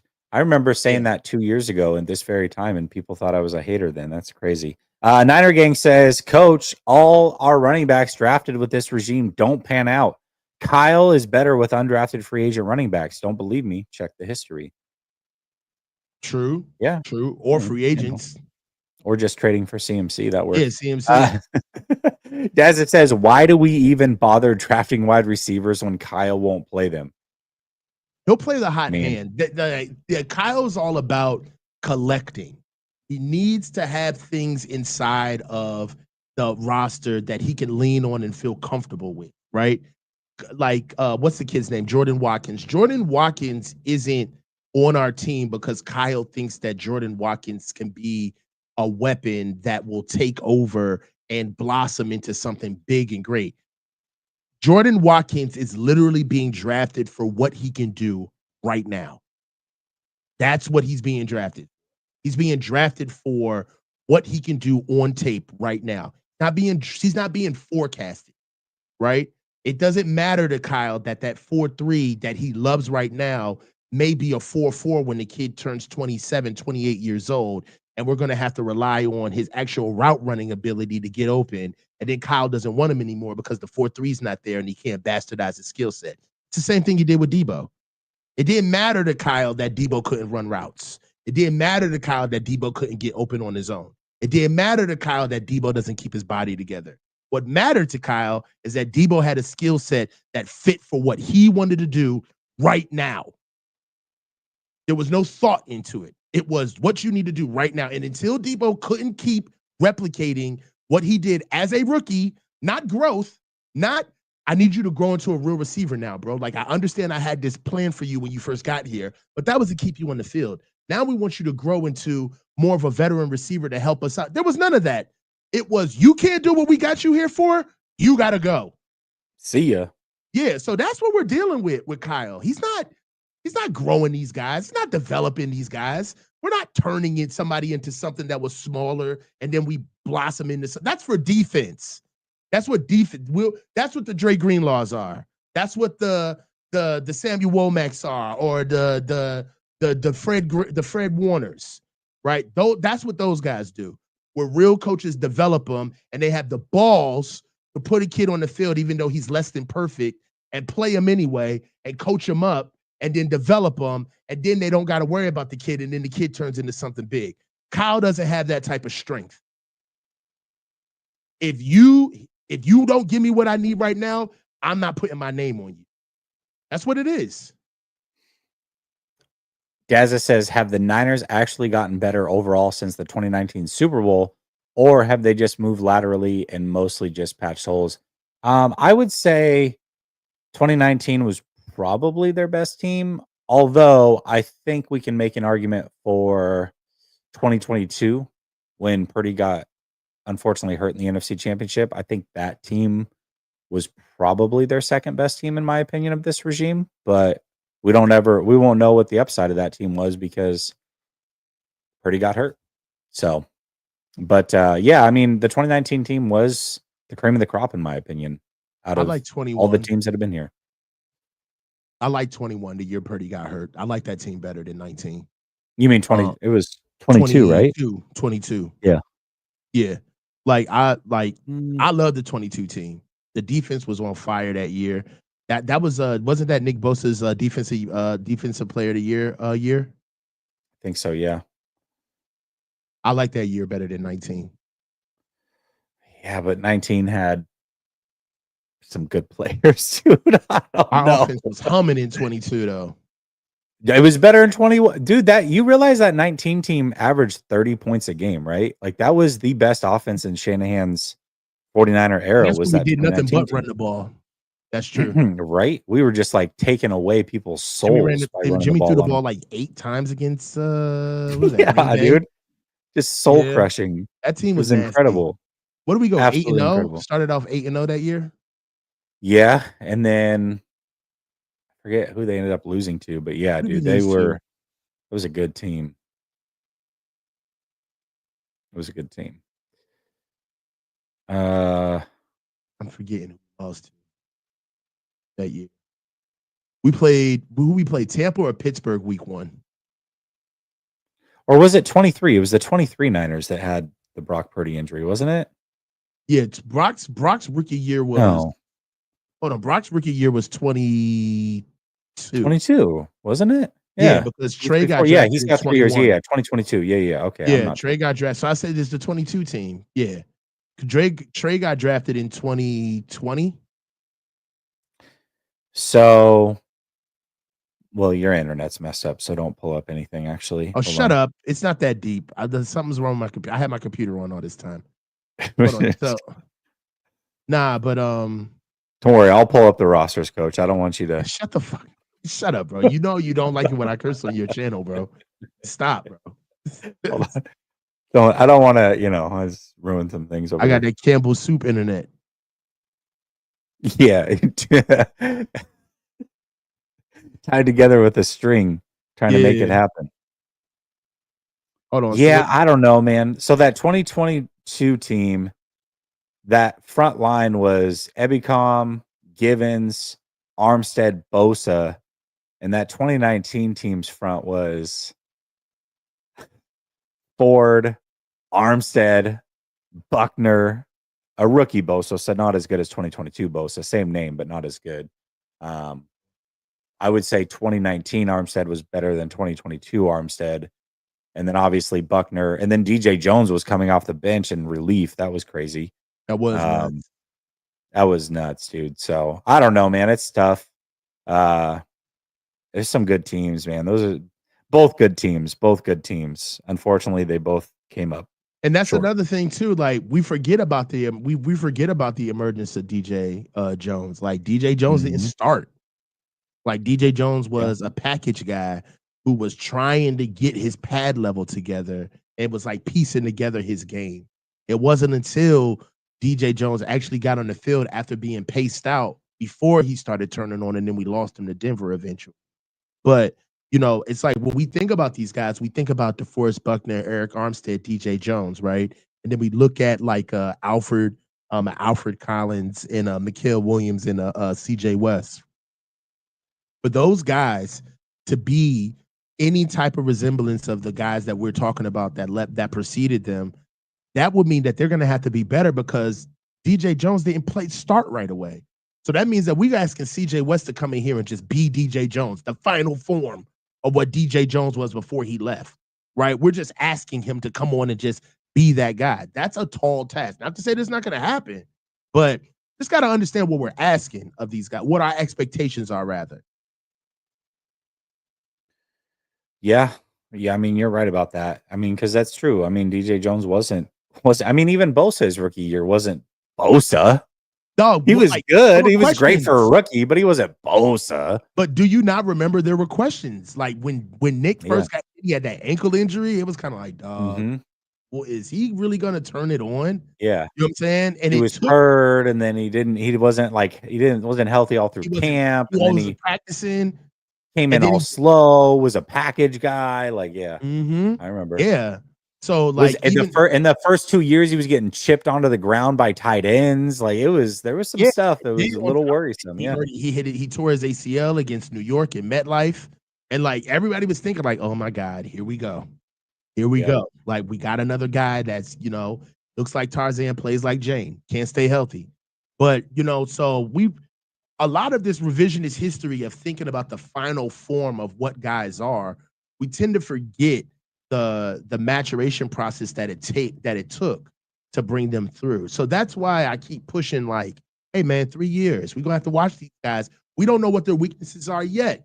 Alfred Collins may be amazing against the run, but then it may be completely foobar with him chasing going to get the quarterback, right? So we got to work on that. Mikael Williams, we already know that we're coming in with Mikael Williams. He's going to set the edge, but you're going to have to give him some grace on having a rush plan, understanding how to layer his moves against veteran offensive linemen. That's something that he himself he came out and admitted that he needs to work on. So I love the draft because we got another good set of seeds that can grow.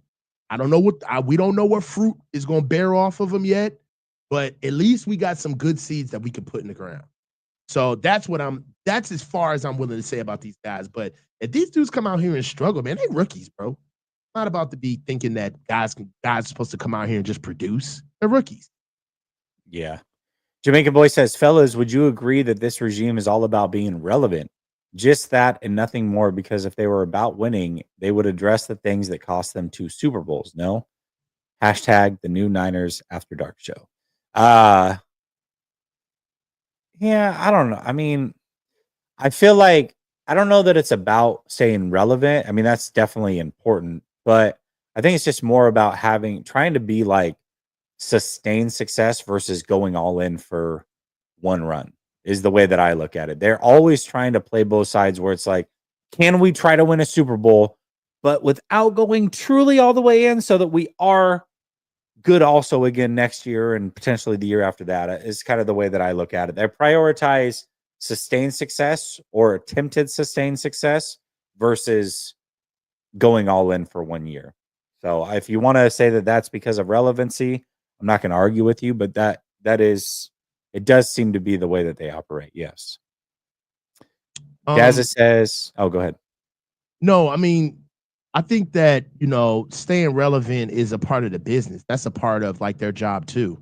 Football, you have to look at what the net of football is. It's entertainment at the end of the day. That's what it is. Mhm.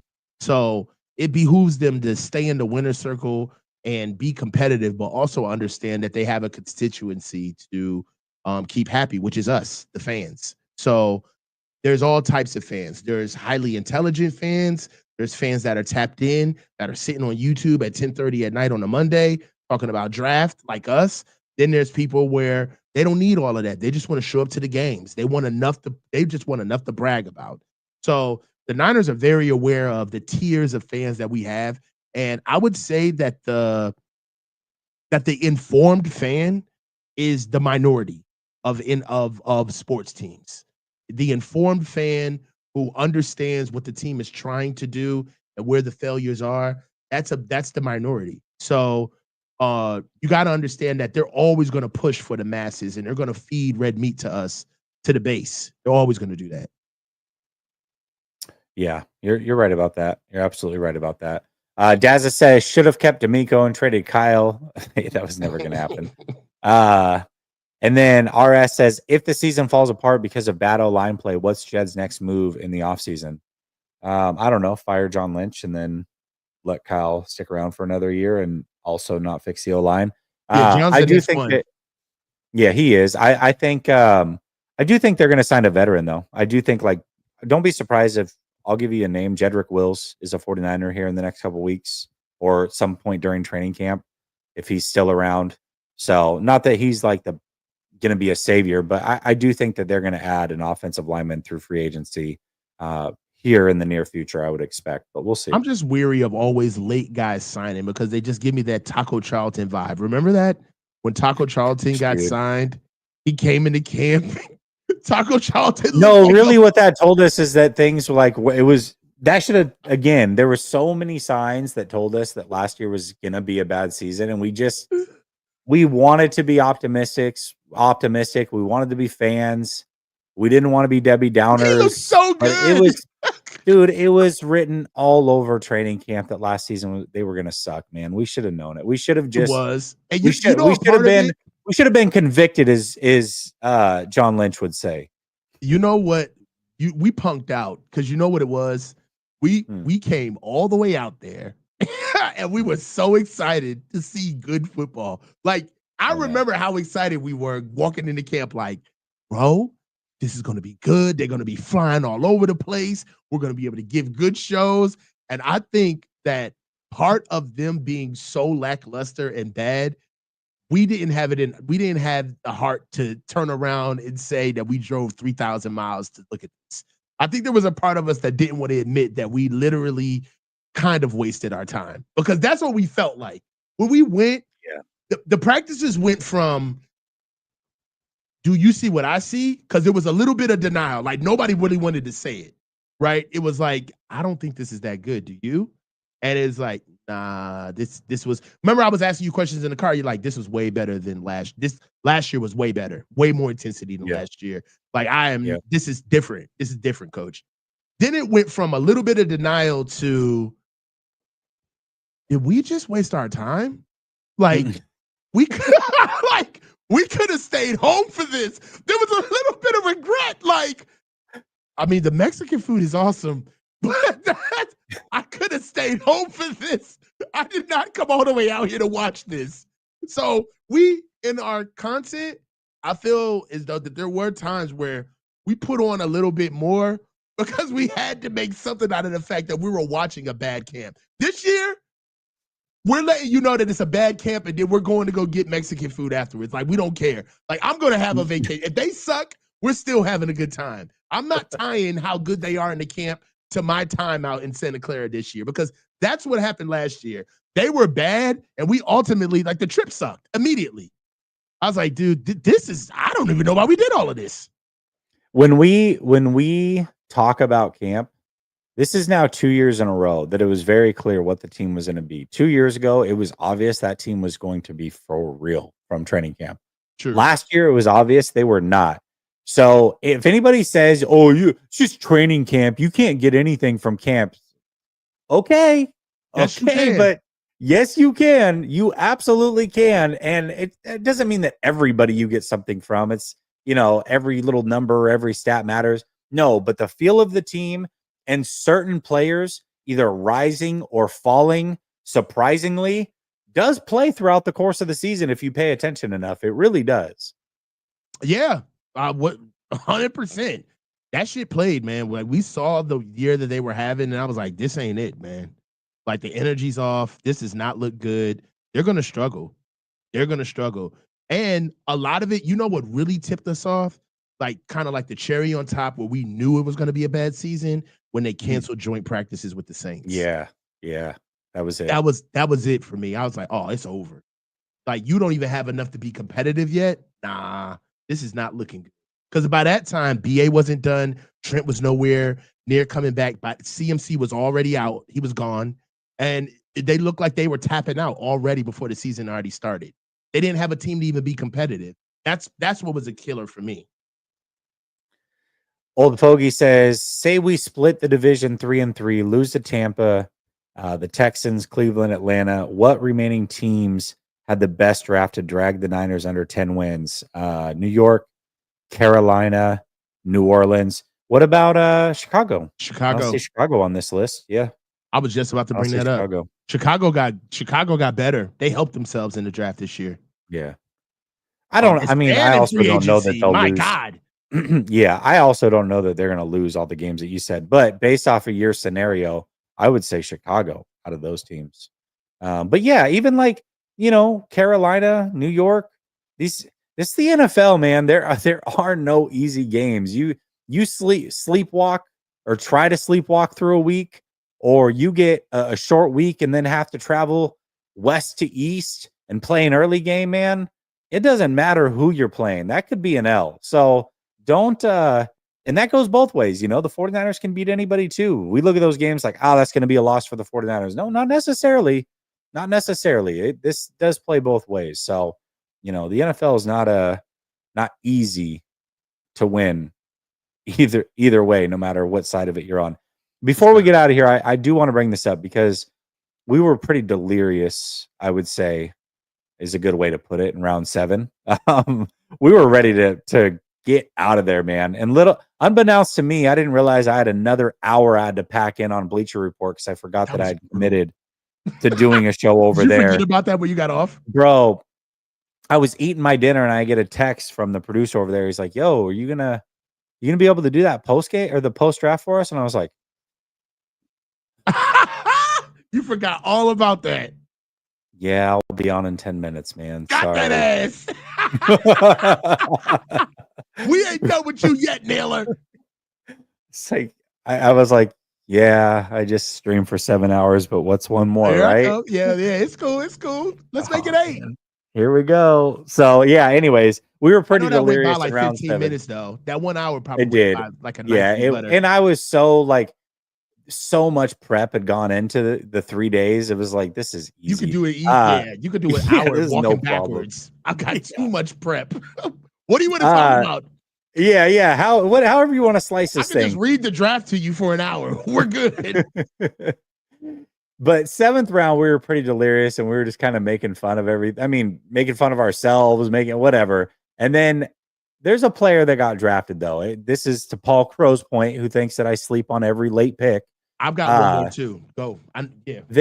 We kind of made a joke based off the scouting report that we read on this player. I gotta say, man, the Maple Missile, Curtis Rourke. I'm telling you, man, they might have gotten something here. I'm not saying he's special. I'm not like claiming he's going to be like some elite starter, but I'll take him over Tanner Mordecai as a prospect. I'll definitely take him over Tanner Mordecai as a prospect. He's more than just a Mordecai? He's more than just a Mordecai. I'm telling you, man. All right. I'm telling you. And if he wasn't hurt, I think, nothing special, but I think we're looking at a early 5th round prospect here, and we got him in the 7th round. So I'm not mad at it. Maple Missile, man. Don't sleep on him. Okay. I got a guy too that I'm intrigued with. If we're talking about late round guys, Isaiah Nayor, receiver from Nebraska, 6'4", 220, 4.4 speed. The UDFA guy, right? Yeah, he's a UDFA guy. Yep. One thing I like about him is that the kid can stride, man. He runs really good routes. I remember him. I thought he went to Texas. Then I went back and did some more research and found out that he actually did go to Texas, but he ended up getting like hurt. 7 colleges. He has been around the United Nations of schools. He went on a tour. This dude has played for everybody, but he ended up getting hurt and having to sit out an entire year. The only thing that really is off, like with his measurables that's off, is his hand size, which is not that big for as tall as he is, but everything else, his measurables are off the chain, bro. He's 23 years old. He's 6'4", 220, as I mentioned. He's got 35-inch arms. He runs a true 4.4. His 10-yard split is a 1.51. His vertical is 40 inches. His broad jump is 133 centimeters, which puts him in the 98th percentile, not in just the receiver class, but in the entire draft. So physically, he's like way more of an uptick than a Danny Gray. All right, this is to call this kid Danny Green will be a little bit disrespectful. This guy's got ability. He just hasn't put it together. I don't necessarily think that he may have the feet to go against, better talent as far as DBs are concerned, but this kid is got long speed. He's tall, he's big, he can catch. And I love to see what he can do out there for us. So Isaiah Nayor, the receiver out of Nebraska, is somebody who I'm excited to see what he can do for us. Yeah, he says Larry's on the Maple Missile wagon too. He said, I actually watched the show with him and Grant. He's like, he called him the Maple Missile, and Grant's like, "Is that his name?" And he goes, "I don't know. I heard it somewhere." "You heard it from me, Larry." Yeah, I called him the Maple Missile. All right, but I didn't. This is not made up though. It's not a made up name. That's his actual nickname is the Maple Missile. It's pretty awesome. So the Maple Missile, it's the Maple Missile. I posted a cut up. I can't show it here because College All 22 is against all rules apparently. But if you go to my Twitter, here I'll remove this. That's my Twitter handle right there in the corner of my little screen. You can go check it out. I did a little cut up of him. Not so bad, I'm telling you. I wouldn't sleep on the Maple Missile. This is kind of funny though, because you can talk about the Maple Missile, but then you can completely crap on late pick offensive linemen. But you can be cool on the Maple Missile though. No. It was less about the player and more about the 49ers and them waiting until round 7. I said, I don't know. I mean, shoot, I don't know what the hell he's going to be. I just am looking at all the other guys that had short arms with 20-yard shuttles that everybody fell in love with that did nothing. So and again, excited about the Maple Missile. I said, I think he's probably a better prospect than Tanner Mordecai. That's not exactly saying that he's going to be amazing in the 7th round either. All right. Let's have some fun, but with a little bit of context. I do like Isaiah Nayor though. At least from a frame standpoint, his wingspan's unbelievable, dude. This guy's bro, he's almost got 40-inch arms. His arms are gigantic. Dude, it's insane actually when you think about it. 6'4", 218. Yeah, I mean you're right. Got to be wrong.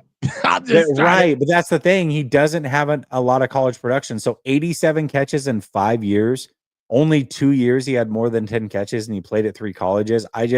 There's something that's off, right? And this is we get enamored with size and speed and all those things every year, and then there's always just something. It's like, why couldn't that guy work out? Luckily for the 49ers, though, they didn't take this guy in round 1 like a lot of people do when they're looking for a 6'4", 218-pound receiver with a wingspan like that has the athletic measurables that he has. We got him as a UDFA. So if nothing happens, no harm, no foul. If he turns into something, though, that'd be awesome.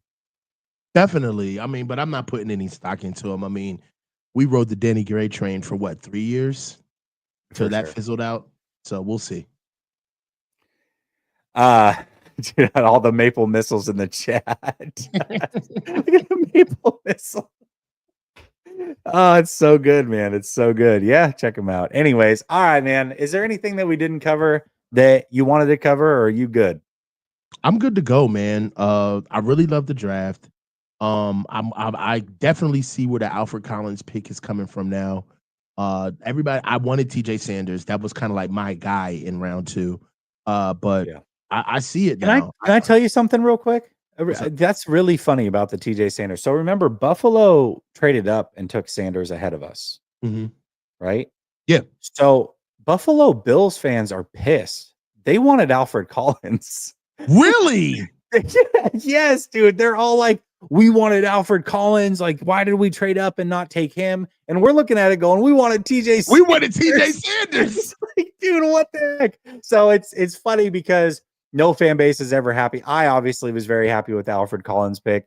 But Buffalo Bills fans are upset that they got TJ Sanders and not Alfred Collins. It's pretty funny. It's all relative. And that's why it's important not to take yourself too seriously, bro. It's all relative. And I'm just happy that you know what it is? We could talk about what they got, but they addressed issues.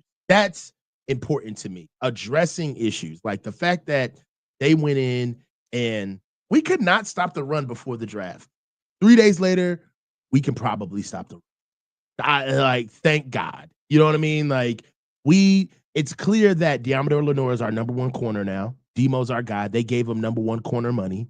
And we got to see if Ronaldo Green's going to be the number two, and if Upton Stout is going to be our new K1 Williams. I love his game. I Mhm. love how hard he plays. He's just a little undersized, but that's why he's there at in the position of the draft we got him in. I do think that Upton Stout was a little bit of a reach, but then when you look at what the Raiders did in grabbing Grant and Charles Rogers, back to back picks right in front of us, those were two guys that I know the Niners were heavily interested in. Charles Rogers was one of my guys. That not Charles. Is it Charles Rogers? Grant was the guy that played at Texas Tech that got picked up by the Raiders in front of us. Raiders had two offensive line picks Yeah, I forget who to yeah, I think right in Rogers front of something. I us. don't know that it's Charles, but yeah. Yeah, Rodgers. But both of those guys, I wouldn't have been upset at all with the Niners picking those guys. So once you go back, you started looking at the draft and you're seeing what's around. I get it. I would have loved for them to address offensive line earlier and more purposefully. Like it doesn't instead of it being like an afterthought. But for what we got coming in, Jess, I couldn't be more thrilled with the guys we got. And really, as good as we've ever been, the truth is that no matter what success that we've ever had, this team has been led by the defense. This team has Yeah. always been led by the defense. Caleb Rogers, Charles Grant. Thanks, Tom. So I like the draft. I mean, Alfred Collins was like the biggest what are you doing to me? But when you start looking at what Alfred Collins could possibly be in 3 years, you get it. You take the swing. You go get him. Not says one thing that I'll say about the Maple Missile. Dude, I love that this is a thing. I love this. Just Maple Missile, dude. It's so cool. He has to make the team based off the nickname. I don't care Well, if he so let never me ask does you this. anything. Let me ask you this. I think Andrew Donato asked a very good question. Yeah, For good. all of us going back and forth about reaches, who do you think was a steal? Oh, CJ West for sure Yeah. was a steal. Yeah. And To then me, Maple Missile, duh. No, I'm just yeah. kidding. CJ Williams could West be the was the steal of the steal. draft if Mikael Williams had pass rushing ability, he'd be better than Abdul Carter. Yeah.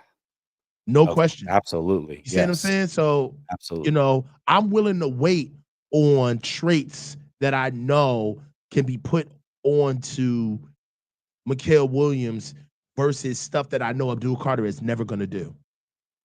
You see what I'm saying? Yeah, There's no, that's a traits good that point. Abdul Carter is never going to do the things that Mikael Williams can do. But we can wait on Mikael Williams to push out some skill set that Abdul Carter can do. That's why I like the pick. Feel me? Yeah, I I think feel that's in a what's lot of ways cool. Mikael was a steal. I think that's what's cool about Mikal is that if he can turn into like an 8 sack a year guy every year, he'll be elite. He'll be an elite edge in the NFL Elite. because he'll be an above average pass rusher and an elite run defender. Like And that's a right there, really good player. that's a very thank you. You see what I'm saying? That's a Yeah. very good player. You don't Yeah. have a lot of 6'5", 6'6" guys weighing 265, 270 that can stop the run up and down the offensive line. Oh, and by the way, you can keep me on the field for third down. I'll go get the quarterback. Mhm. Yeah. Right? So Yep. Abdul Carter, he kind of comes in with like a skill set already of I'm playing downhill. You gotta pin my ears back. You gotta get me going after the quarterback. That's how you activate my skill set. But I just can't be on the field. Like Mikael Williams is a weapon just standing on the field. Like I got the Yeah. edge. Y'all don't worry about. Don't tell me nothing to do yet. I just got the edge. You can't depend on Abdul Carter that way. So, I mean, in my opinion, and then you look at guys like Jalen Walker, everything was set up for Jalen Walker. We already got a Fred Warner. You know what I mean? So we can't facilitate utilizing the best of what you do. We have to change too much just to get the best out of you. So Mikael, Alfred Collins, CJ West, I get those Upton Stout. Upton Stout he's gonna struggle a little bit, but we're never gonna have him on the outside, even though Upton Stout started on the outside. He got moved to slot to get drafted. You know what I'm saying? And actually stayed to up his cachet. So the more I read, the more I do real homework on these guys instead of just, because when you're looking at these guys, all you're doing is giving the best of what you know based on, hey, I looked at this guy, then I moved on to something else. I looked at this guy, then I moved on to something else. Now we get to spend our time and really pick these guys apart. And the more I dig into Alfred, the more I dig into Mikael Williams, the more I find, the more I like. I got to be honest. No, man. And that for me is like the most frustrating thing when I look at this draft. And we talked about this today too, coach, is it's so hard because I want to love this draft Right. through and through because I loved those first two picks so much. Mm-hmm. And then you add in the CJ West pick, which was an absolute steal. Right. It's like, God, I want to love this draft through and through. But it's just so hard because it does feel like a tale of two tapes. It feels like two different drafts happen. The thing is, though, is that with drafts, Mm-hmm. if those three guys are studs, then we got out of the draft what most drafts needed. The problem is that we're so pressed because we need so much more based off of the way that the roster is fit. It's like you can't just have those three guys end up being studs and then everybody else be a bad player. Mm-hmm. Normal draft, that would be great. If this was a team that was running towards a Super Bowl, that would be great. But this team needs so much. And having 11 picks, if only those three do turn out to be studs, then it's hard to love the draft, which sucks because that would be a good draft under normal circumstances. It really would be. And you are 1000% correct. That's why I started off that whole analogy of we got McDonald's at home. We're getting guys that not only can get on the field, but we're daring to say we can forecast these guys. These guys are going to be here for a while. This is what we need, right? I do feel like some players got picked for immediate need, and I feel like some people got picked for immediate holes. There's a difference. Like Jordan Watkins, in my opinion, he feels an immediate need. Don't have anybody that can take the top off the defense. We don't have anybody that runs a 4-3 or the best on-move player at receiver. He feels a need right away, right? But do I see a future with Jordan Watkins? No. I don't see anything about his game that says high ceiling.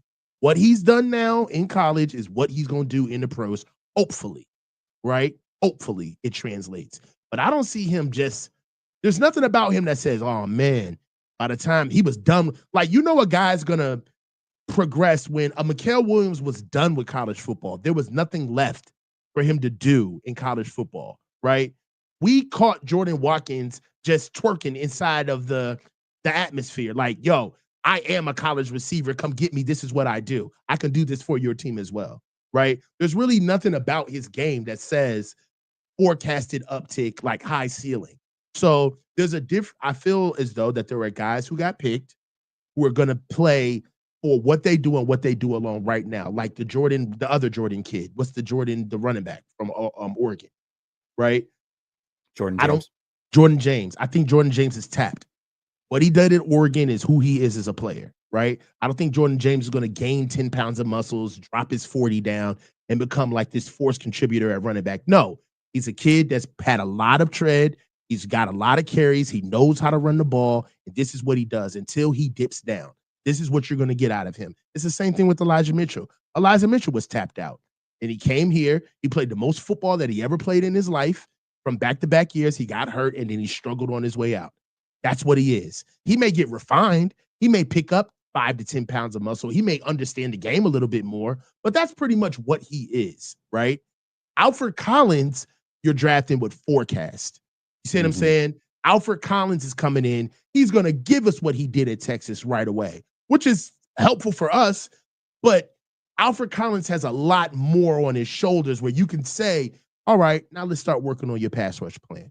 Now let's start working on adding a secondary move, a primary move that you really like. Let's work on that. Same thing with Mikael Williams. So I see that in an Upton Stout, Alfred Collins, a Mikael Williams, where there's guys that I think are going to be here for a while. And I think there's other guys that are just simply patching.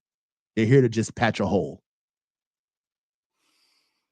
No, I agree with you. Jesse Wade says, "Don't forget the kicker that we're bringing in. Dude is legit.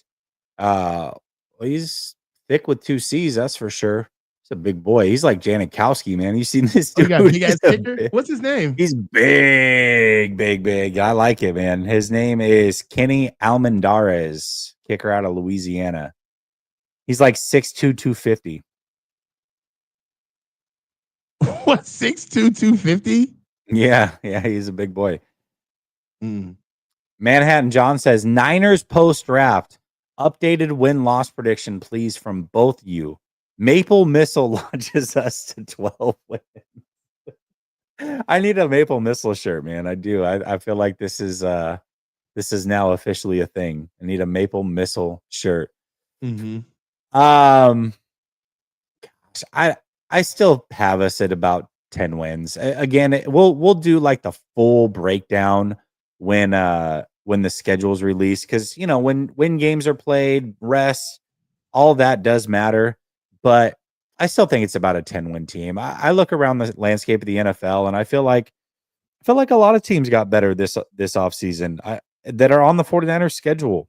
So I you know, we'll see. We'll see. I do genuinely think though the 49ers sneak in as a wild card team. I really think they're a playoff team. I think 10 wins will be enough. They'll sneak into the playoffs as a wild card team and probably get bounced in the wild card. And I'd be totally okay with that. I would be totally okay with that season. With where we are at right now in this roster construction, totally fine with that. Yeah. I think 10 wins is the benchmark for what we did last year, the Mhm. players that were coming back, and as you mentioned, other teams around us getting better. I Yeah. think 10 wins and making the playoffs this year would be a win. That's a successful season to me. I just want to be successful. We've done way too much like trying to get to the Super Bowl and all of that. Like, I feel like for us to get 10 wins next year, we probably may have dodged one of the biggest bullets in NFL sports history. Right now, there are people that are waiting for all of this to implode. Like, we're supposed to be having dumpster fires. It's supposed to be a yard sale. So just understand what the other side of this could look like or is supposed to look like versus what we've been doing to get rid of guys, offload guys, still bring back a team and have a regime where people can say to themselves, like, dude, how the hell are the Niners in the playoffs, whooping ass already with a brand new roster full of names? Because that's what I want. I want the league to kind of forget about us. There were so many guys who didn't know what. Remember when we used to play games in like 2020, 2021, and commentators were still getting guys' names wrong? Like, still Yeah. not Yeah. remembering who guys were? Like, remember Yeah. when nobody knew who Dre Greenlaw was? And it was just like, yeah, they got this player, 57. He's pretty good. Like, we had guys that we had been working on and developing over the years. So let them sleep. You know what I'm saying? We gotta grind in silence, you know? I want more of these guys to just kind of have the opportunity to grow. So that's what we have. I knew we were cooked when John and Kyle started saying that rookies weren't good enough to make the team. That's when I knew we were cooked, because that means you aren't working hard enough. If you're there's no such thing, and they thought that was a flex too. They thought that really was a flex. Like, I know. No, I know they did. I know yeah, they did. like guys, what do we need to draft the whole, draft class for? Our team is pretty hard to. It's kind of hard to make this team as a rookie, and it's just like, wow. So that's the type of energy that you guys are pushing around. So that must mean that there's guys who you can't even fathom challenging. Like, where they do that at? You know what I'm saying? And whole time we're losing the Super Bowl, and Xavier Worthy is running up and down the goddamn field as a rookie.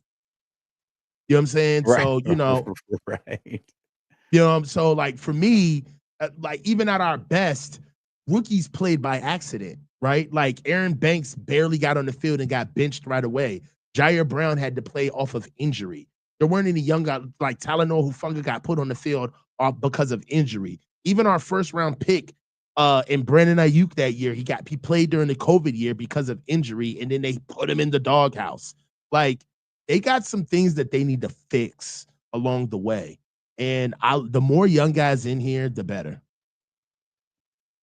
Yeah, man. I can't believe that they looked at that as a flex. That is not a good thing. It's like, yeah, no, we need blocking tight ends and kickers. That's the only That's way you're all we making this need. team is if Yeah. you can do that. So that's what we're Yeah. gonna do. And that's embarrassing to the sport. It's like, wait a minute. So you guys are that high speed where, what you did last year. And it's like, you can see it. Like, everything is right with the team. We just need a tight end to block to help out with Brock's elbow. It's like, no, bro. Like, you're missing the fact that the offensive line wasn't good to begin with. You're missing the fact that your game management was off. We wouldn't even have been in that position if you would have realized Devontae Smith didn't catch the freaking pass. All right, and you would have slowed things down. It's just time after time after time. For some reason, they find a way to hone in on something and then scapegoat that as the sole reason why they weren't successful. Right? What was the coach that we got rid of? The black guy from Carolina. Oh, Um Wilkes. Wilkes. It was Wilkes. They set that up all year. So it's like there's Mhm. real like, they do a lot of like excuses for each other. They build a lot of culpable deniability. So they're gonna have to bring in these rookies in. I think that Debo leaving, some important names leaving, is gonna help shake things up. Where guys play. You're good, you play. Period. Yeah. Yeah, I mean, the roster is at a completely different point. Terradome says Brock Purdy got in because of injury. Yeah, I mean, but so did Pooney, right? I mean, Pooney would have eventually played, but Brock probably wouldn't have. Like, if those guys didn't get injured in front of him, we still may not know Block wouldn't that have Brock played. Purdy's a good player in the league. Yeah. And I would have egg on my face for a whole different reason. It's like, oh, you thought this guy was a third round talent, you idiot. Be like, yeah, I did. I don't, my bad. Yeah. Like, But I now mean, that's not good again, enough. Now I'm but a again, hater. but that happened right in front of our faces though. Yeah. We sit here and they like to, have revisionist history and say things like, oh, well, Brock Brock was the guy, and Kyle came to me and let me know and all that other. That's cute. But the truth is that how they've been going before, if there wasn't no injuries, there's no way in hell Brock would have found the field. No. No way. So Yeah. that's It's what we got to just realize. They got lucky. Even this year, what did we talk about, Jesse? Man, if Robert Saleh wasn't on this staff, do you honestly think we would have picked up the defensive lineman that we did? Look what we did last year with the offensive line draft that we had. The most most packed offensive line draft, the most rich offensive line draft that we've seen in arguably the last 20 years. And we pick up one guy in the third round, and he ends up being a guy for us. We got another guy. What was that? The Kingston Garrett kid. He didn't even make the team. They let him go. All right. Like if Robert Saleh wasn't on the roster, it wasn't on the staff right now. Do you honestly believe that Kyle would have been that hardcore and bringing in the guys that we did? And then on top of that, you know how lucky we were even to have the market. This could have been a weak draft for what we needed. Like, so be where your feet are, dog. We are lucky, man. I'm telling you, this draft did not have to have everything we had. That would have been 2 drafts in a row that we pissed away and didn't draft the guys. And we're going to have to draft O-line next year because we didn't do it last year when we should have. So this year, Trent's up. Colt McKivitz is up. Dominic Pooney's got one more year. Jake Brindle is up. Ben Barch. So we're going to have to move on from the whole O-line and hope that free agency next year and the draft is going to be able to supplant us getting a whole new O-line because they waited. So that's what it is.